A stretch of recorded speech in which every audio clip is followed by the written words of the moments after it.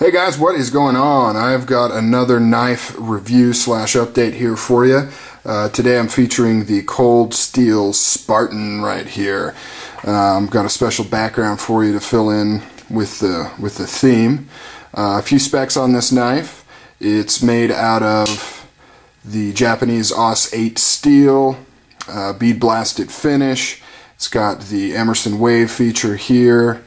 Grivory handles. It's a lockback, has the Triad lock, which I'll talk about here in a minute. And blade length is big as shit, I think, is the size. Just a super massive fighting blade that you've got here. This sucker's also super heavy, just really heavy.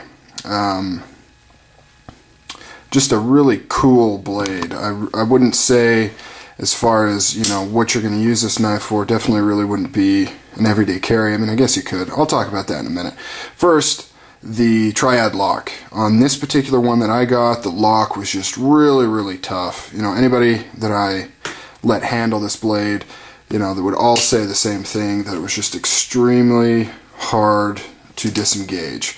So in the last few videos that I did, I tried to hyperextend this. First I put it in some clamps, didn't do much, so then I actually physically popped this back out and pried it open overnight, try and loosen it up. As you can see, definitely a lot looser.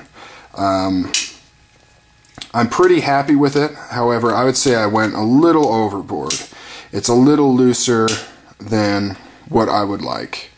It's a little too easy to deploy, but you know, nonetheless it worked out pretty good, and as you can hear, still locks up nice, super tight. You know, obviously there was no change to how well this thing locks up, and it locks up super tight like a bank vault. So that being said, I mean, you know, if you wanted to try to loosen up this lock, if yours is a little tough, what I would recommend you do is kind of do the trick I did with the clamps, and get. I used a tire air gauge, but just for demonstration purposes. You know, put this here, put the clamp there. That way you get this thing all the way depressed, and I'd leave it for 2 days. See what that does before resorting to more extreme measures, such as prying this out like I did, or taking it apart and trying to bend that leaf spring. I've heard of people doing that. I didn't do it because I was afraid I'd overdo it, and I also didn't want to hassle with taking it apart, bending it, putting it back together, see how it does, taking it apart, bending a little bit more, putting it back together. It just seemed to be easier just to kind of push this in all the way, kind of somewhat in its natural movement. But all in all, it worked pretty good. It's definitely a lot easier to open up than it was before. As you can see, it's easy peasy, lemon squeezy. So let's just talk about this knife a little bit. I love the look of this thing. Just love the look of this thing. This Grivory handle with these kind of tiger striping cutouts on there. Just totally awesome. Fit and finish on this is really nice. Everything's tight, everything's clean, and done really well. I like how these are all pretty much flush. This is flush. This is almost flush. It kind of pops up a little bit. But that's a nice design feature. I don't really like things sticking out unless they're supposed to. You've got the torque screw construction here. Obviously the pivot here is torque screwed. The Triad lock. I love the Triad lock. I wish Cold Steel would do some collaborations with other companies so that they could put the Triad lock in there as well. That'd be really nice. You know, your hand kind of fits inside here. I got fairly representative larger size hands.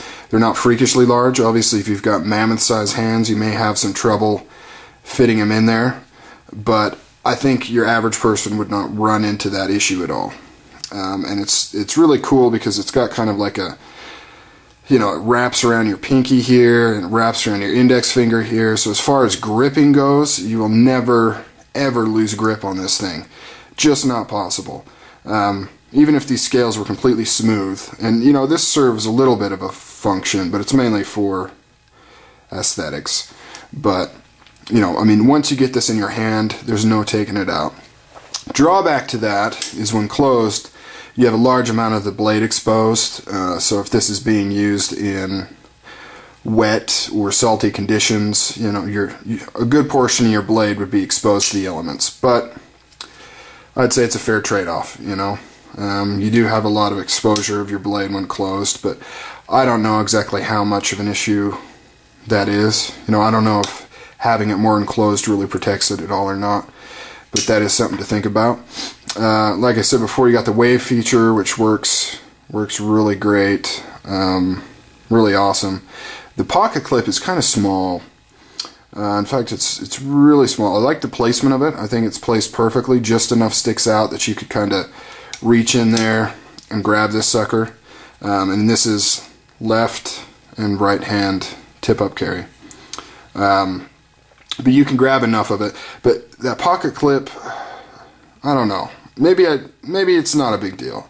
Because, you know, obviously you don't want a ginormous pocket clip hanging out of your pocket. Even if the knife is large, the pocket clip doesn't need to be large. But it just seemed like when I used it, it was just kind of funky. And it's probably due to another issue other than its size. I think it might be a little tight. It's a very strong pocket clip. So it's kind of, that's probably what my issue is. It is kind of hard to get over your jeans. And now that I look at it, you can see that it doesn't really bevel out as much as maybe it should. So it's kind of hard to clip your jeans underneath that tab. So it might be beneficial to try and bend that out a tad or just kind of loosen this up a little bit. You've got an enclosed design here, so it's not a flow through. You know, what else can I say about this blade? It's just a cool blade. Probably one of the best things about it is the price point. It's only like 50 bucks, guys. 50 bucks, super cheap.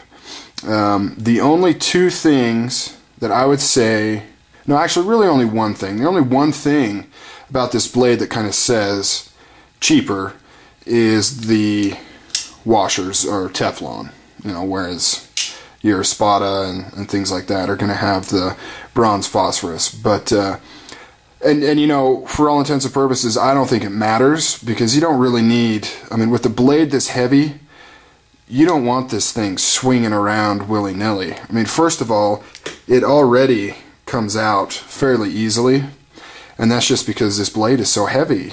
You know, in order to keep that sucker up, it would greatly, and you know, part of that is due to me loosening this up. It did kind of loosen up the detent there. But you know, you don't really want this thing flying around. You know, if this thing came down, it would really slice you up. It's a super heavy blade. So as far as having bronze phosphorus in there, it's not a huge deal, because this isn't really a flipper. I mean, you can flip it, obviously, but it's not a flipper in the traditional sense of a smaller folding pocket knife. So, you know, I'm fine with the Teflon washers, especially at this price point. You don't usually see anything better in this price range. As you can see, very well centered. There is another odd thing about this blade that I bet a lot of people haven't really noticed, and I guess it's the world's lamest attempt at jimping, maybe? If you want to even call it that, I don't know. It's got these little pointless grooves, and you may say, well, whatever, you know, it's obviously not really meant to do anything, but you also have to remember, at some point, somebody made the design decision to say, let's put these weak little lines back here. I guess it's pretend jimping? I don't know. I don't know what they're thinking, because it absolutely does not provide any usefulness in terms of grip. In fact, I mean, they're barely even in there, so much so that I bet most people haven't even noticed that they've been done like that. But that's just kind of a weird thing. You don't need it. This is definitely not a precision cutting type weapon. This is a huge battle blade. I mean, look at the belly on that thing. That is impressive. I really like the bead blasted finish they used on here, which, you know, they use a lot, but it works on this really well. Just the design of this thing makes it really, really cool. Definitely would recommend picking one up. Definitely isn't going to break the bank. So that's the Cold Steel Spartan. I don't know if they all have the Triad lock being so stiff, that issue. My Spada, which has a Triad lock, not an issue at all. It's just barely, I mean, it's perfect. It's just barely tougher than this one ended up being after I messed with it. So I know it's not an intrinsic fact with the lock itself. I know they can be done where they work perfectly. And my largest Spada, I mean, is actually even bigger than this, so you couldn't even say that it has to do with the size. It's very similar in terms of size, a little larger. So I don't know. I don't know if they've since fixed that in, you know, newer years models. I don't know. But if you do run into that issue, you do have a few options. You know, it's up to you to decide what you think the best course of action is. But catch you guys later. See you on the next video. Bye.